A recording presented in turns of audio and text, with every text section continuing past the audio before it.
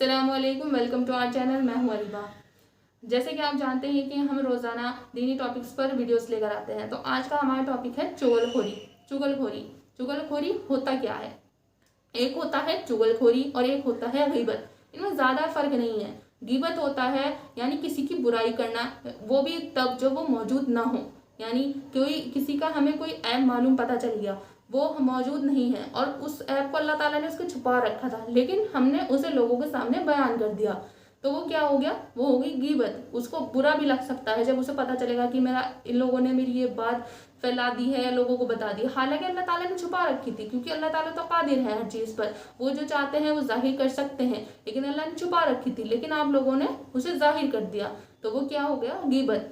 चुगलखोरी जो है वो भी इसी कैटेगरी में आती है, लेकिन चुगलखोरी जो है वो होती है शिकायत लगाना। यानी जैसे कि कहते हैं ना कि वो फलाना ऐसा है, जैसे कि वो फलाना उसका नेचर इतना ख़राब है, वो तो ऐसी अजीब सी बातें करती है, वो तो इतना ज़्यादा बोलती है, वो मोटी है, वो पतली है, वो ऐसी है, वो वैसी है। ये जो तमाम चीज़ें चुगली में आती हैं, यानी किसी की शिकायतें लग, ये हमें पता भी है लेकिन फिर भी हम करते हैं, जबकि हालांकि आप सल्लल्लाहु अलैहि वसल्लम ने इरशाद फरमा दिया है। आप सल्लल्लाहु अलैहि वसल्लम ने फरमाया, ला यदखुलुल जन्नता क़त्तातुन, यानी चुगलखोर जन्नत में नहीं जाएगा।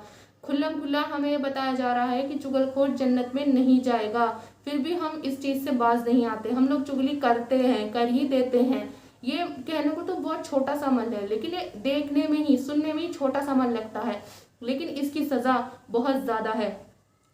इसके बारे में एक वाक़या आता है कि एक मरतबा आप सल्लल्लाहु अलैहि वसल्लम का गुजर एक कब्रिस्तान से हुआ। वहाँ पर 2 कब्रें थीं, 2 कब्रें। तो आप सल्लल्लाहु अलैहि वसल्लम को पता चला कि इन कब्रों पर अजाब किया जा रहा है। तो आप सल्लल्लाहु अलैहि वसल्लम को पता चला कि इन पर अजाब हो रहा है। तो जब आप सल्लल्लाहु अलैहि वसल्लम वहाँ पहुँचे तो वो कहने लगे कि इन पर अजाब किसी बहुत बड़े गुनाह की वजह से नहीं हो रहा है। जैसे बड़े गुनाह यानी गुनाह कबीरा बहुत से हैं, जैसे शिर्क सबसे बड़ा कबीरा गुनाह है, यानी अल्लाह ताला के साथ किसी को शिर्क ठहराना, ये सबसे बड़ा कबीरा गुनाह है। लेकिन उन्हें जो अजाब हो रहा था वो कोई कबीरा गुनाह की वजह से नहीं हो रहा था। आप सल्लल्लाहु अलैहि वसल्लम ने फरमाया, इनमें से एक कब्र में जो शख्स है उसको जो अजाब हो रहा है वो इसलिए हो रहा है कि वो चुगलखोर था, और एक शख्स जो है जो दूसरी कब्र है उसको अजाब हो रहा है क्योंकि वो पेशाब की छींटों से नहीं बचा करता था। आजकल ऐसा हो ही जाता है कि लोग बाग पेशाब जब वगैरह करते हैं तो मतलब सफाई का इतना ध्यान नहीं देते, मतलब उसकी छींटें आ गई तो आ गई, कोई मसला नहीं है उनके लिए। लेकिन इसके लिए इसका बहुत बड़ा अजाब है, क्योंकि पाकी ईमान का आधा हिस्सा है। और पेशाब की छींटों से बचना तो चाहिए, क्योंकि वो नापाक चीज़ है। हम नमाज पढ़ते हैं तो हमें हमें हमें ये चाहिए कि हम पाक साफ रहें।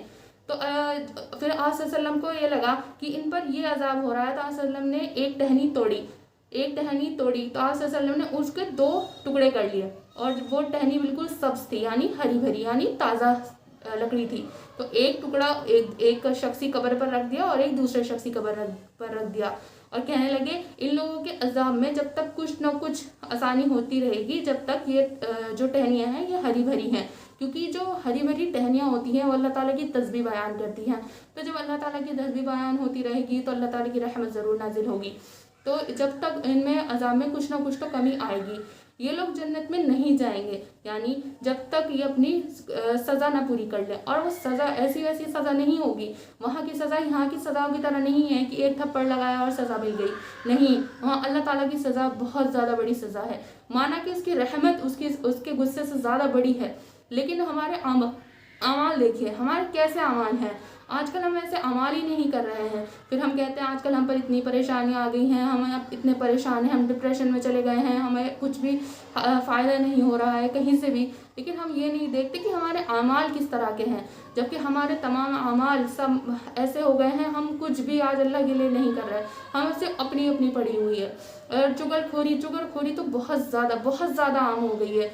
और चुगलखोरी के बारे में ये भी आता है कि जब कोई शख्स 2-3 शख्स मिलकर कोई भी चुगलखोरी करते हैं तो वो ऐसे हो जाते हैं जैसे कि वो अपने मुर्दार भाई का गोश्त खा रहे हो।